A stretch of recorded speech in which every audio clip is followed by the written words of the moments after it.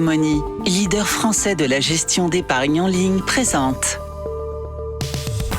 Sud Radio, Osez investir, Thomas Binet. Et maintenant qu'on a entrepris, on va essayer d'investir, de faire fructifier notre argent. On parle de quoi aujourd'hui, Thomas ? Eh bien, Jean-Marie, on va commencer avec la procuration bancaire. Comment ça fonctionne ? Et on va parler retraite et plan d'épargne avec notre invité de la semaine, Clément Nouvet, président de la société Nalo, qui est une plateforme d'investissement en ligne. Et on terminera notre rendez-vous dominical avec Guy Marty, notre expert, qui va nous parler de richesse. Eh bien, tout de suite, c'est parti. On commence par expliquer quelque chose.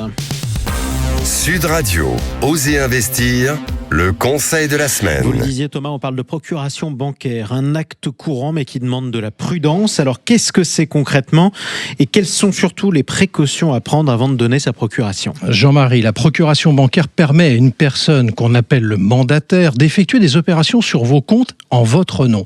Mais attention, la personne à qui vous donnez ce pouvoir agit évidemment en votre nom et vous restez responsable de ses actes. Donc, la première précaution est de choisir quelqu'un en qui vous avez véritablement confiance. Il faut aussi s'assurer que cette personne est un bon gestionnaire et qu'elle n'a pas de problème financier comme un interdit bancaire. La banque pourrait refuser la procuration si c'est le cas. Alors, une fois qu'on a choisi la personne, comment ça se passe ? Comment on met en place la procuration ?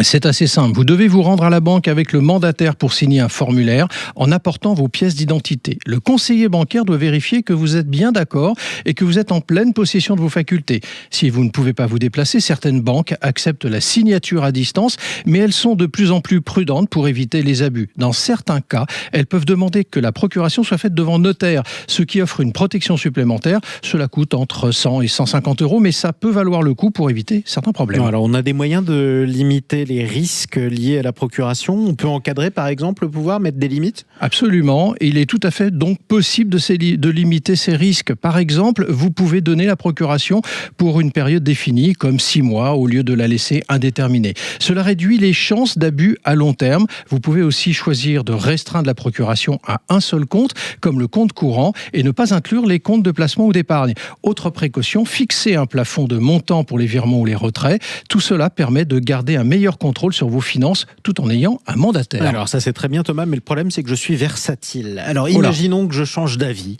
et que je veuille retirer la procuration. Est-ce que c'est facile ? Est-ce qu'il y a d'autres solutions à la procuration bancaire, par exemple, pour des situations encore plus complexes ? Vous pouvez d'abord mettre fin à une procuration à tout moment en envoyant une lettre recommandée à votre banque. La résiliation est effective dès que la banque reçoit et traite votre demande. En revanche, si vous craignez de perdre vos facultés et éviter une mise sous tutelle, vous pouvez opter pour le mandat de protection future. Il est signé devant notaire et permet de désigner à l'avance quelqu'un qui gérera vos affaires et si vous devenez inapte. Il est à noter qu'il est évidemment plus sécurisé qu'une simple procuration. Jean-Marie. En toute logique, effectivement. Allez tout de suite, Thomas, on accueille votre invité. Haussmann Executive Search, leader du recrutement sur les métiers de la finance et de l'immobilier, présente Sud Radio, Osez investir, l'invité. On est avec Clément Nouvet, président de Nalo. Bonjour et bienvenue sur Sud Radio. Bonjour à tous, merci. Vous avez Nalo qui est une plateforme en ligne qui propose une nouvelle façon d'investir. En gros, vous proposez un investissement sur mesure, aligné sur les projets individuels qui permet de s'adapter aux aspirations de chacun pour son argent. Alors avec ça, on peut préparer sa retraite, acheter sa maison. Bienvenue à vous, vous êtes l'invité de Thomas Binet. Merci beaucoup. Clément Nouvet, on va parler du PER, le fameux plan d'épargne retraite. Mais juste avant, on est en plein débat sur la loi de finances 2025, où la question du report de la revalorisation des pensions de retraite au 1er juillet 2025, pour ceux qui ont suivi cette actualité, va se poser. Alors, on n'a pas d'arbitrage à l'heure où nous nous parlons. Mais au-delà de la décision finale qui en sortira, d'abord, c'est quoi une revalorisation de retraite ? Alors, effectivement, il y a énormément de décisions et de discussions actuellement à l'Assemblée nationale sur les revalorisations de retraite. C'est tout simplement une logique qui consiste à réévaluer, à augmenter le niveau des pensions de retraite pour les rapprocher généralement de l'inflation ou les faire coller à l'inflation. Parce que vous savez que si votre revalorisation n'est pas au moins égale à l'inflation, vous perdez du pouvoir d'achat. Oui. Alors, on voit que de nombreux observateurs, quand même, considèrent que les retraités sont des privilégiés par rapport aux actifs, par rapport à d'autres personnes. Alors, justement, est-ce vrai ou est-ce faux ? Fake news ou pas ? Ouais, je crois pas que ce soit vrai. Pour moi, c'est plutôt fake news. En fait, il faut comprendre que on a depuis quelques années, on a une inflation de plus en plus importante. Donc l'inflation, c'est quoi ? C'est simplement que les prix augmentent. Donc votre panier moyen, il augmente de jour en jour ou de mois en mois. Ça a été un peu plus important ces dernières années. Et la revalorisation des pensions de retraite, ça permet justement de faire en sorte que vous pouvez toujours acheter le même panier moyen. Et on voit que sur les dernières années, l'inflation a été un peu plus forte que la revalorisation, donc très concrètement, les retraités ont plutôt perdu du pouvoir d'achat. Alors c'est pas les seuls, il y a des salariés qui n'ont pas eu de revalorisation ces dernières années, donc ils ont aussi perdu du pouvoir d'achat. Mais les situations sont très différentes, donc je ne crois pas qu'il y ait vraiment une classe qui soit plus ou moins privilégiée par rapport à d'autres. En revanche, ce qui compte effectivement, c'est de se prémunir et d'être le moins dépendant possible des revalorisations, justement en épargnant pour sa retraite. Alors, tout ça démontre quand même, Clément Nouvet, que la retraite par répartition est malmenée depuis plusieurs années. On nous en parle. Du coup, préparer sa retraite, c'est forcément la capitalisation. En tout cas, c'est ce que aussi beaucoup d'observateurs et d'acteurs déterminent sur ce sujet-là. Serait-ce le meilleur outil, le plan d'épargne retraite ? Rentrons dans le cœur du sujet.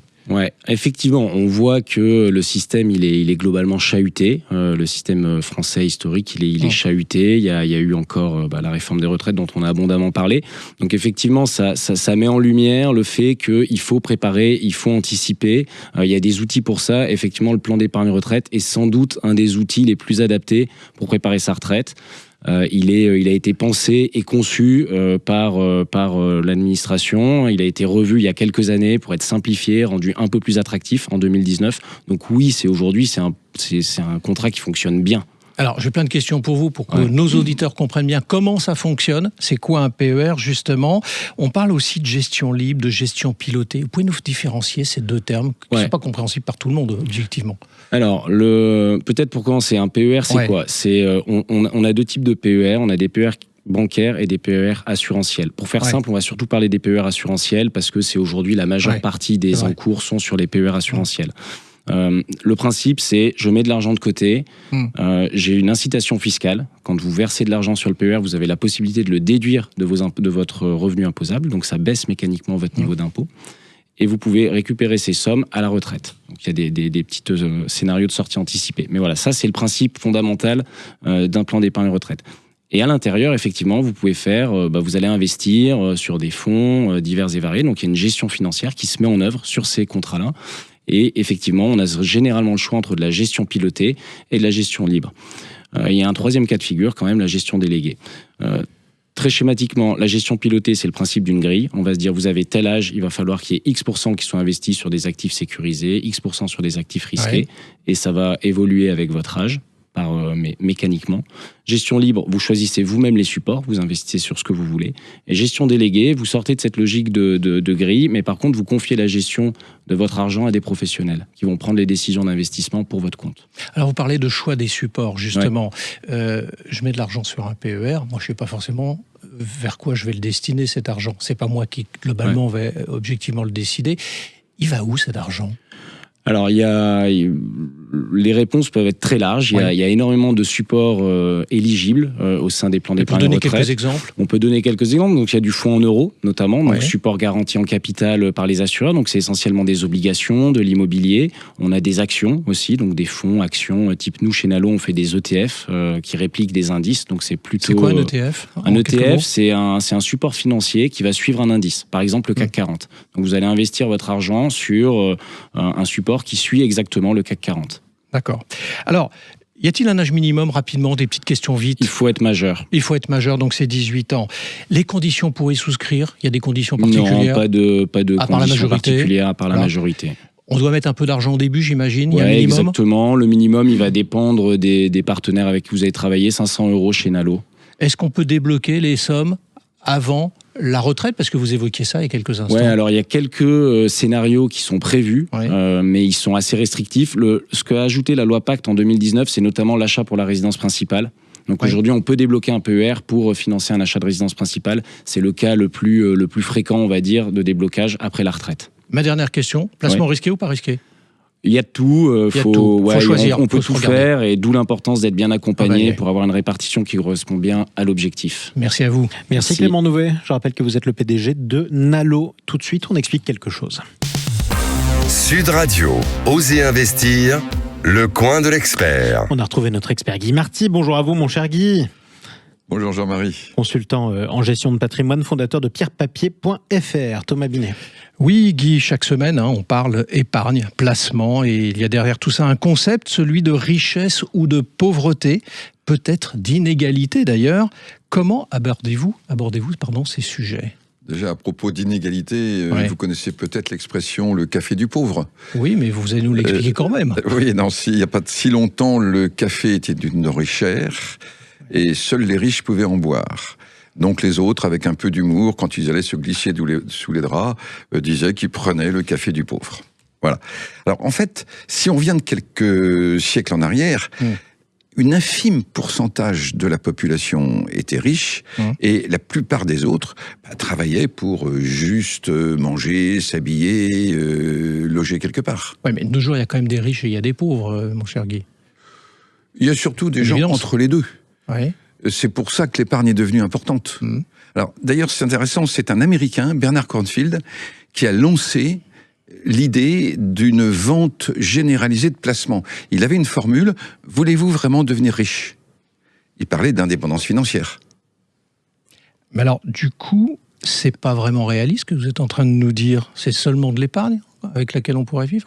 Oui, mais quand on achète un appartement, on l'achète à crédit, on rembourse chaque mois, et à la fin, on a bien un capital. Idem avec les OPCVM ou les CPI. OPCVM, organisme de placement collectif en valeur mobilière, ou société civile de placement immobilier. C'est la même démarche. C'est-à-dire que si, à la fin de votre épargne, vous avez un capital qui vous donne 1 000 ou 2 000 euros par mois, c'est déjà une forme d'indépendance financière, même si c'est pas tout à fait vivre d'un capital. Donc la bonne nouvelle pour ce dimanche matin, c'est qu'on peut tous devenir riches, si je vous écoute. Alors, question de degré. Mais il faut savoir que l'accumulation est un phénomène qui dépasse l'imagination. Si vous mettez 300 euros par mois, par exemple, au bout de 10 ans, ça fait 36 000 euros. De 300 à 36 000.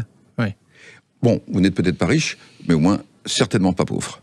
Et tout ça, c'est pour Salluste, comme on disait dans un célèbre film avec Louis de Funès. Merci beaucoup Thomas Binet, merci beaucoup Guy Marty, merci encore à notre invité. On vous retrouve Thomas dimanche prochain ? Avec grand plaisir. Pour un nouveau numéro d'Oser Investir.